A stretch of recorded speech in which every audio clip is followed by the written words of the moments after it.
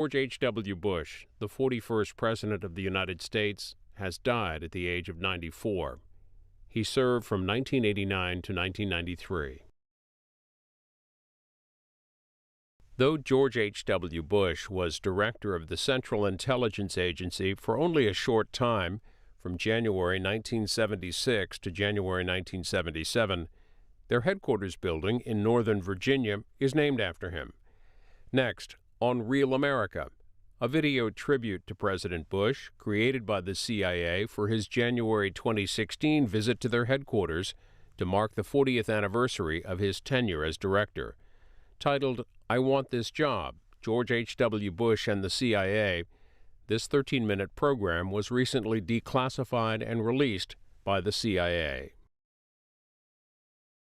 This is a man who has had a distinguished public life when you stop and think about it. Vice President, President of the United States, father of another President of the United States, CIA Director, Ambassador to China, Ambassador to the United Nations. That he's an incredibly capable man who has handled every task that the country has called upon him with great class and dignity. He's an extraordinarily caring individual.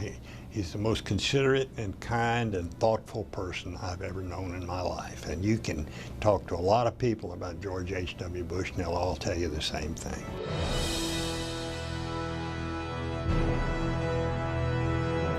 George H.W. Bush was appointed CIA director precisely at the worst time in the agency's entire history.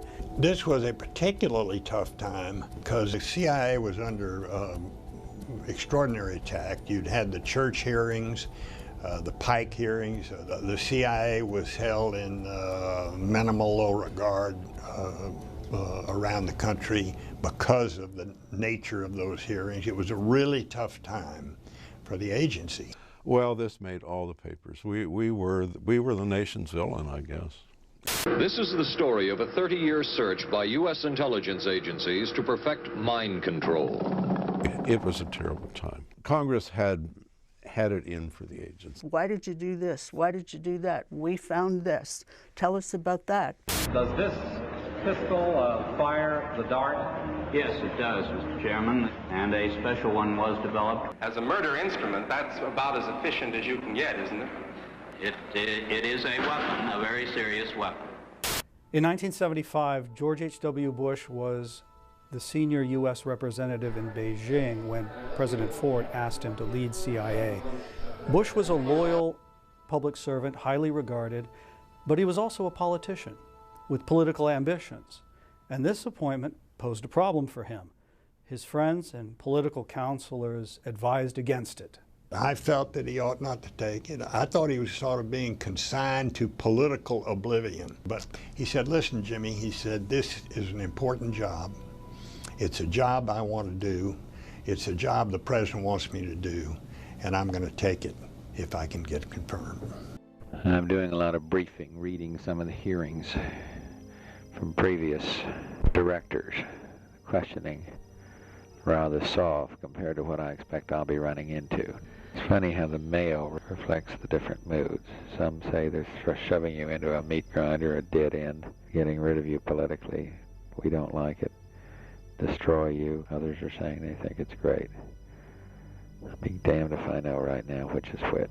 Certain senators were reluctant to confirm a politician in a non-political position. They were playing politics. They wanted him to agree not to run as vice president on the Ford ticket in 1976. He said, no, I'm not willing to do that. I shouldn't be asked to forswear my political birthright simply to be confirmed by the Senate for a job that I think, at least, I'm well qualified to do. And then they worked out a compromise, and that compromise was that President Ford would say, okay, you confirm him, and I will agree not to pick him as my vice president. Welcome, George. Welcome to the CIA. Thank you for I remember that day very well. It was an uncommonly warm January day in 1976 when George H.W. Bush arrived at the CIA headquarters to take over as the director of the Central Intelligence Agency. The duties of the office on which I am about to enter. On which I am about to enter. So help you God. So help me God. In his first remarks as Director of Central Intelligence, Bush said that we must learn from the past, but focus on the tasks ahead. Restoration of public confidence is essential if we are to get on about our important work here. But the emphasis now will be on the future. And because of its dedicated people, this agency is the finest intelligence agency in the world. They will have my total support, and I'll work hard at that. We are not in the policy business. We'll call them as we see them, and we'll be objective in our estimates.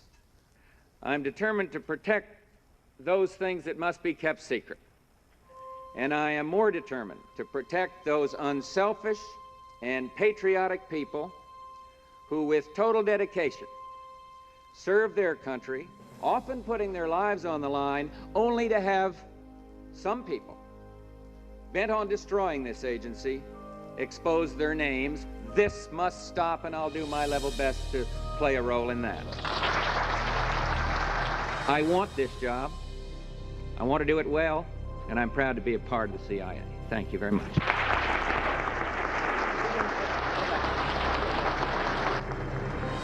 Ladies and gentlemen, hey, we got to go to work. CIA needed his leadership. Morale was plummeting. Dad knew how important the intelligence world is to for the security of the country and for the White House to be able to make good decisions.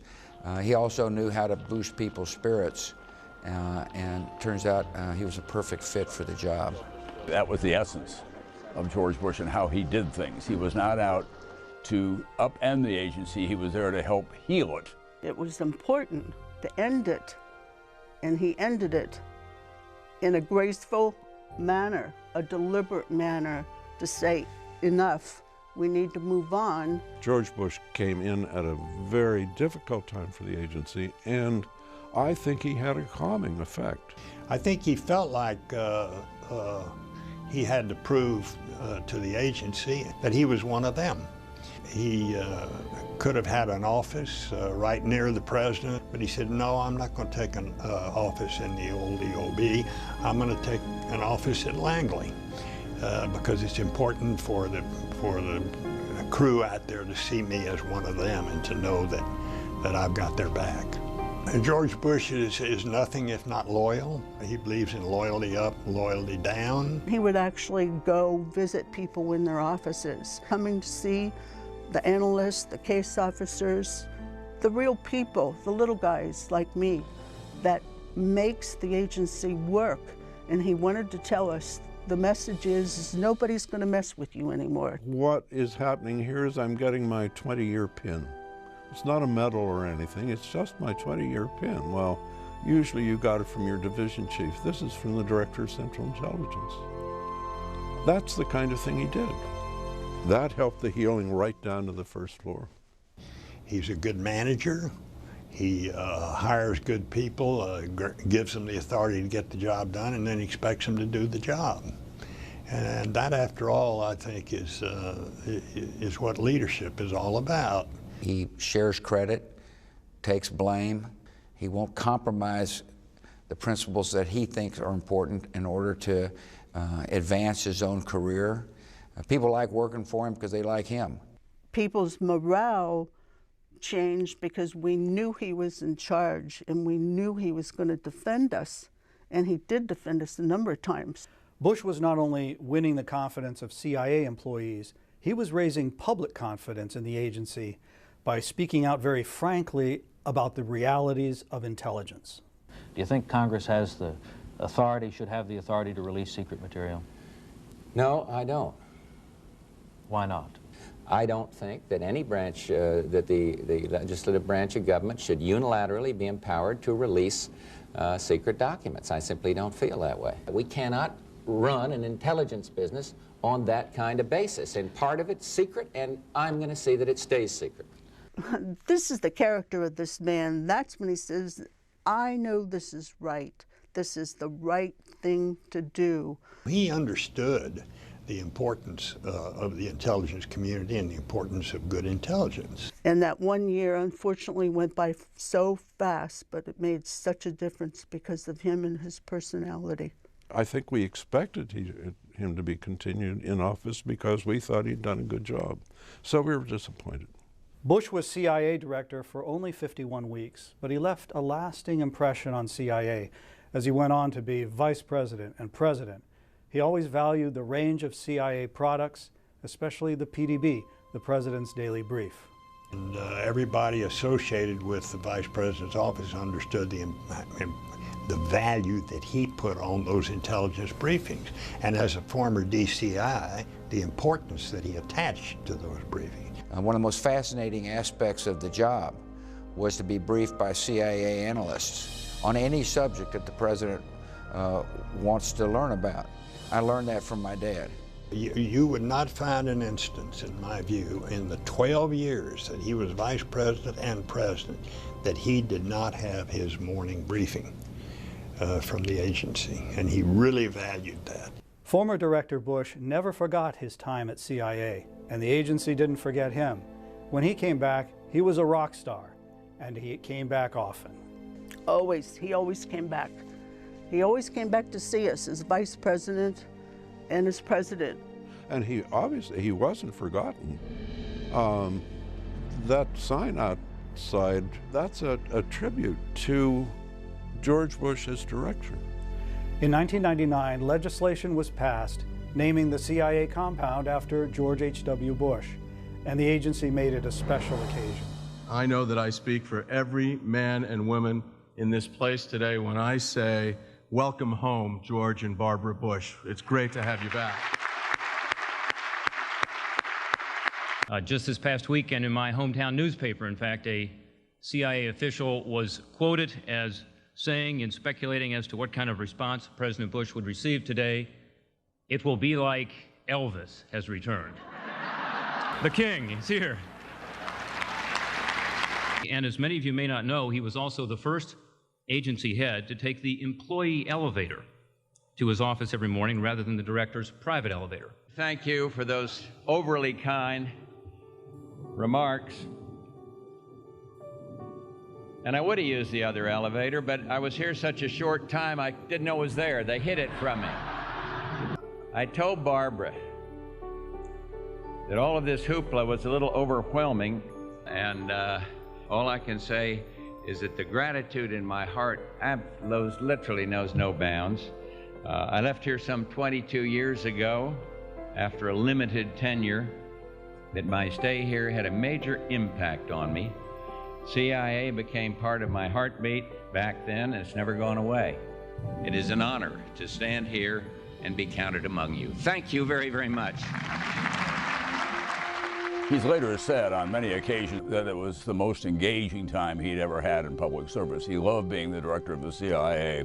He relished every moment of being in the agency, and still thinks very fondly of his time there. He has a special spot in his heart for the agency. It was important to him at the time. It was important to him throughout his subsequent service in the federal government as vice president and president, and it's still important to him, and I know that for a fact.